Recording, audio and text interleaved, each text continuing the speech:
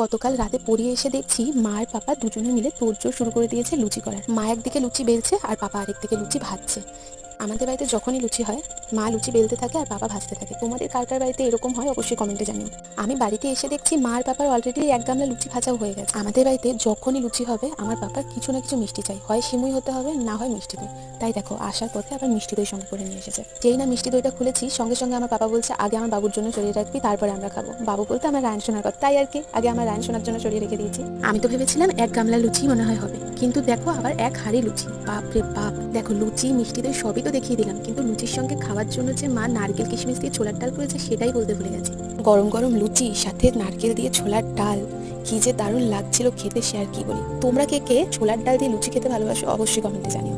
ভুলেই গেছিলাম মিষ্টি দই আছে।